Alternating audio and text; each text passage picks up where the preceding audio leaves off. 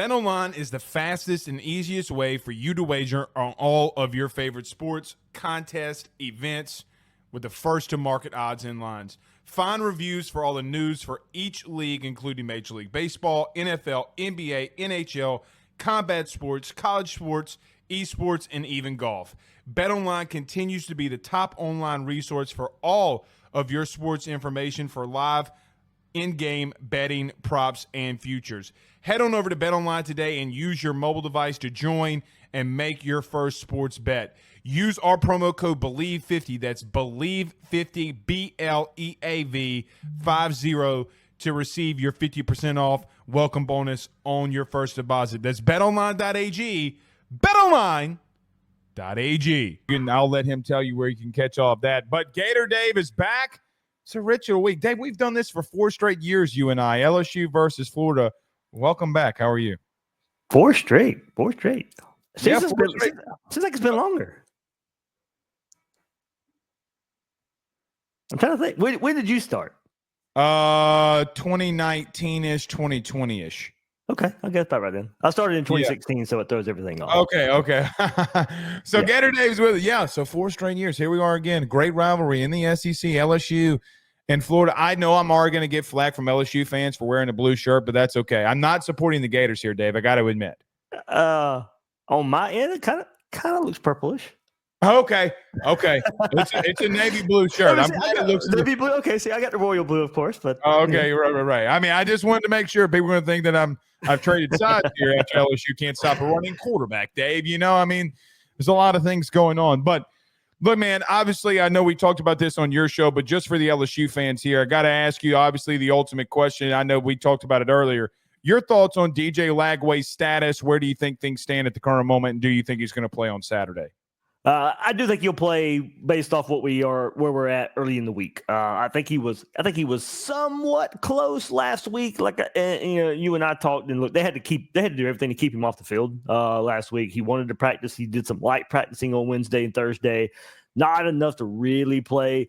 But he's done some PRP treatments, getting shots in the hamstring, just trying to get the muscles ready to go. If it had been up to him, he probably would have gave it a go on Saturday. But better heads probably prevailed there, and you don't want the decision of going out there to an 18-year-old to say, "Oh, you know what? We think you could carry us the last 3 weeks of the season. Don't stress it here." Right. Don't play it. That we might not win anyway. Yeah. It's going to be difficult to go on the road and win in Texas anyway. So if you ask me right now, I think he'll play. How healthy he'll be. Like he's not going to be 100% DJ Lagway. And kind of going to your point there, mobile quarterback. You're not going to get the Marcel Reed performance. You're not going to get the Jalen Milroe performance. I think if he can run, he enough to escape pressure, get out of bounds as soon as possible, get on the ground as soon as possible. But with him not 100%, I don't think you have to worry so much about some of the struggles on defense of stopping a mobile quarterback that you guys have seen. So let's just assume that based off of what you said, he does play and he's going to give it a shot here. What does DJ Lagway possess that makes him so dangerous? He can throw the ball a country mile. throw them in their mountains. I mean, dude, he's so pure. Him throwing the football, man. You could tell how good of an athlete and quarterback he is by the way he throws the football. Yeah, and look, that's what he wants to do. I'm looking high to low, not low to high. He wants the deep ball. And so, we saw it before he got hurt versus Georgia, the big touchdown pass to Aiden Mizell. You go before that against Kentucky where he just lit Kentucky up. It wasn't dink and dunk and a consistent performance. It was, hey, I'm launching the ball, and Florida scores 48 points against Kentucky and finally beats Kentucky. And that a lot to do because DJ Lagway is just chucking the ball deep. So that's what he possesses. That's what he wants to do. Like I said, he's mobile. He could keep a play alive if he's 100%. It brings the read option into Florida's and Billy Napier's offense that Billy Napier's offense at its best and needs a quarterback like that. And, you said on my show today, no disrespect for Graham Mertz. Certainly not. Florida needed a quarterback like that at the time. But Billy had at ULL, man. Yeah, but if this offense is going to work like it at its best, and you saw you mentioned ULL and Levi Lewis, you got to have that running threat at the quarterback spot to really have this offense take off. That's what DJ Lagway possesses. The explosivity, either running the ball where he helps the running backs in the zone read and gives them the ball, or passing the ball down the field. That's what he brought to this offense. Yeah, and look, I know he's not in the style of Marcel Reed. I know he's not in the style of what we saw last week with Jalen Milroe. But my problem is it's a different challenge for LSU because he possesses the ability to run.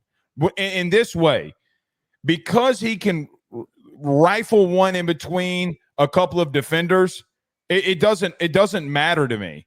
I mean, like, LSU has to be able to find out if they can do the right things defensively, right? Meaning, you can't stop a quarterback run game. What makes me think that you're going to stop the traditional RPO where you got to be disciplined and fundamentally sound? Really, Dave, the only thing out of the quarterback run game that everybody did was that other teams just ran the football on you. On this one, it's going to be the same principle, but now they're going to throw it on you, which makes it even more deadly if you're not careful. And so I think that, Dave, what's so intriguing to me in this game is I know, yes, he's not running the football, but it's still a triple option principle. You're still trying to get those numbers out there to where he can complete it, and that's my worry. And you saying that, I mean, look, is that Florida's biggest advantage offensively here? Is like, look, it might not be the same, but I can see where DJ in an RPO type of situation can really start lighting LSU up here. Yeah, I mean, I think he's done pretty well in the RPO. I think a lot of it too, and I think they trust him there too, because when he would, as a young quarterback, throw an interception, he would come back on the field the very next drive, and it would be an RPO, and he would pass it. He threw an interception, the very next play would be an RPO pass. So he's got the confidence in himself. The staff's got the confidence in him calling that play for himself. Blake, going to your point about this offense, the misdirection, I think, in this offense is a little more with DJ Lagway out there, especially when you have to worry about the quarterback. And Florida uses the motion. They'll bring the jet sweep. They'll do a pop pass. They'll do they'll try the window dress a little bit. And look, a lot of teams do that, and that's where Florida's defense got killed versus Texas last week. So Florida wants to do a lot of the same things with their motion and sets. So I certainly think Florida's under Billy Napier, the run game has a certain threshold. It's going to be there at a certain point. But when you insert that running quarterback, the run game, the misdirection, everything that comes along with it is enhanced a good bit. You saw Florida's run game take a step with young running backs. Montreal Johnson's been out. And you've had Ball is the dude, man. Yeah, you've had Ball and you've had Jacoby Jackson step up, and they've been able to step up a good bit because of DJ Lagway being on the field with them. Yeah, I think that, healthy or not, I mean, if he was a guy like Jalen Milroe and he's coming off a hamstring, I'd be like, yeah, I would lean more into that. Him wanting to sit back there and throw the football is where I'm like, that's where it bothers me about if I'm an LSU fan, like, hey, man, this kid can really sling this thing now. Like, you better be careful. Dave, when you look at this matchup, what do you think? Because I think that might be – well, let me just ask you this first just to make sure I'm not making you assume here. What do you think LSU's or Florida's biggest advantage against LSU is this week? That is a good one. I haven't watched enough for you guys to know consistently how do you give it the big play on defense? Do you give up the big play a lot as far as the passing game? Like, will you give up the 40, 50 pass? I don't think so. I don't remember that being a part of LSU where, don't get me wrong. I was surprised the pass to Aiden Mizell against Georgia was there. I was surprised the deep pass against Georgia was there. Kentucky hadn't given up a ton of explosives. And Florida found a way to do it, too. If you can do it against Kentucky, you 1,000% can do it against LSU. That's probably right.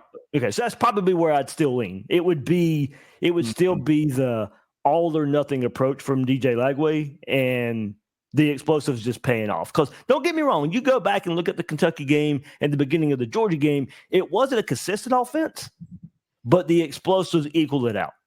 And the deep 40, 50-yard pass is kind of washes away.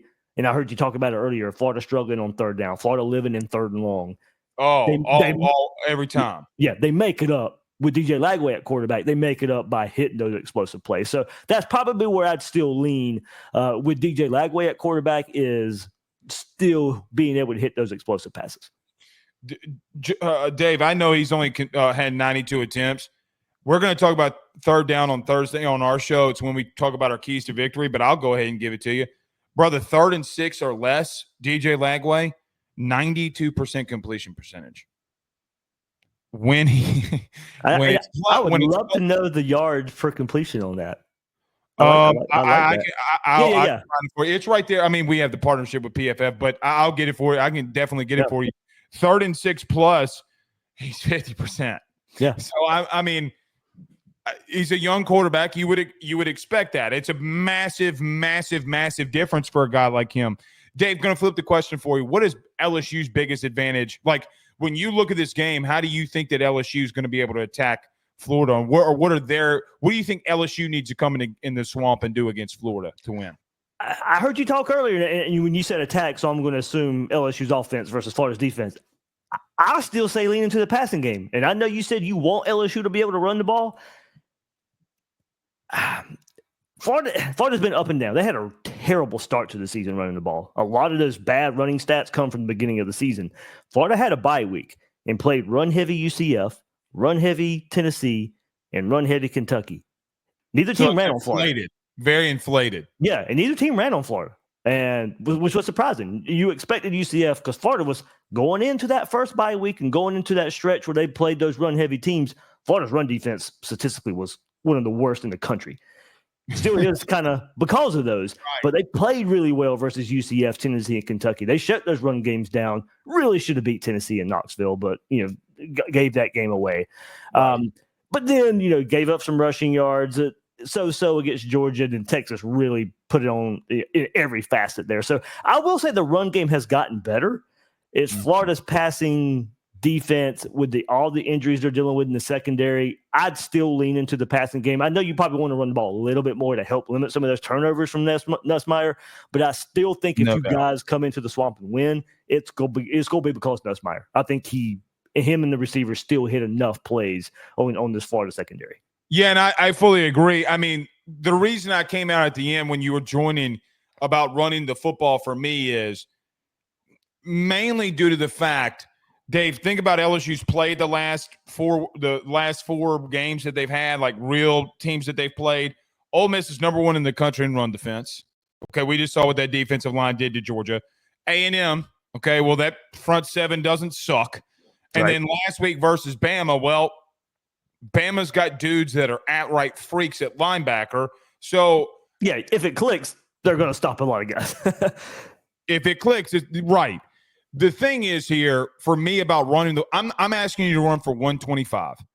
Like I'm not, and that's what I was saying. Like I'm not asking for anything realistic. Like run, like Caden Durham, get 18 carries, 100 yards.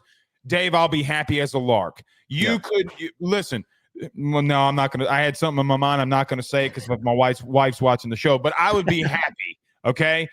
The bottom line is I agree with you on the secondary or LSU throwing the ball versus secondary, but the ultimate concern I have there, brother, he going to find what, if he can throw 2 interceptions to South Alabama, he can throw it to Florida.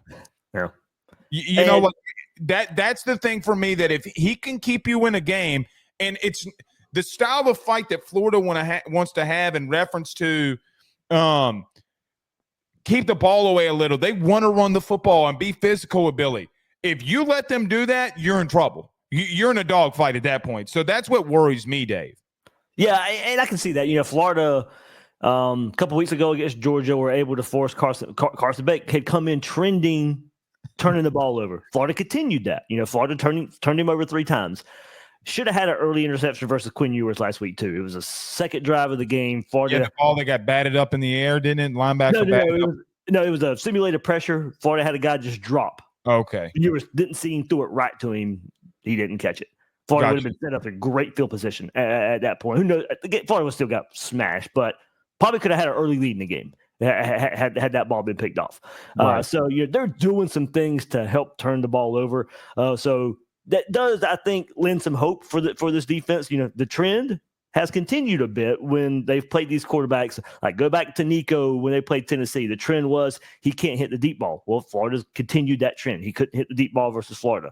Carson Beck, the trend was going to turn the ball over. He turned the ball over versus Florida. So, if the trend continues, I'd expect Florida to bait Nussmeier into throwing. And look, and Blake, go to the point. After you and I got together earlier, I still did some more research for my end of the podcast. It's not like Nussmeier's throwing a lot of interceptions under pressure. No.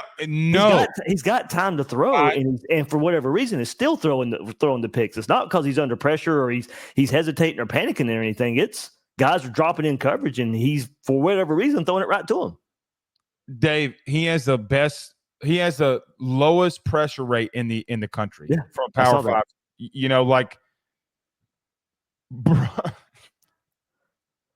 So and look, people are going to argue with me, and I'm glad you said it. I didn't say it, okay? Because they get mad at me with Nussmeier because he's a guy that stayed here. He could have gone in the portal. He could have left. And listen, just because I think that he does some elite things, which he does do some elite things, you can't turn the ball over. And you're right. Florida, look, people look at Florida's schedule and they look at some of the performances and say, Billy's cooked or Florida's this, Florida's that. But they, like to your point, the Georgia stuff, I mean, like they were running the ball down Georgia's throat in the second half. And I don't think LSU fans understand that right now. Maybe some of them do because they watch the game, but they kept running power with ball. And, dude, it's not like Georgia's defense sucks. They're 13th in total defense. Dave, they were lining up and running all over them. I know it didn't happen for whatever reason against Texas. Maybe that's a third-string quarterback. I don't know. Yeah. But the bottom line is if you think you're going to go up in there and just pity-pat around, you're going to Dave, I'm not saying LSU's going to lose, but to LSU fans, but you keep them around and see what happens. That's all that I know. So look, I'm gonna, before I get you out of here, Dave, I gotta repay the favor. You asked me a great question in your podcast, and I've been waiting for 2 weeks to get your thoughts on this. So here we go.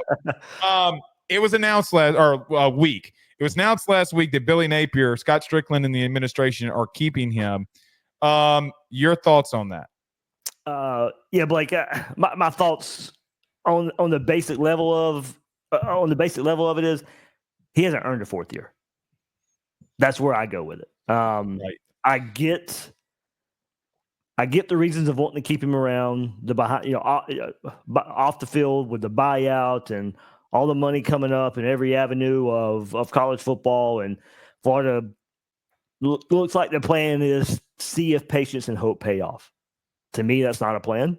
That's not a plan to me. Patience and hope. I think you've got to have tangible evidence to point to, and maybe that tangible evidence is DJ Lagway. I mean, for everything a five-star quarterback can do, they can mask a lot of problems. Right. So, now we think the plan is for Florida to go attack the transfer portal really hard and build around DJ Lagway for next year, and try to build around him. But we talked about it on the podcast last night. Florida's not going to be the only team in the portal. I mean, so there's going to be this Florida tax. I mean, thing is, okay, you might be going after an elite pass rusher and an elite wide receiver and all that. You're not going to be the only one. And it's going to be bigger programs who have done a lot more winning than you have. So are you going to have to overpay? Is there going to be this Florida tax because we already know the reports come out. Hey, Florida's not paying Billy Napier because they want to spend the money in the portal. Okay, you made this huge announcement. We're desperate. So you're going to have to go overpay the transfer portal to build this team. And that's the plan.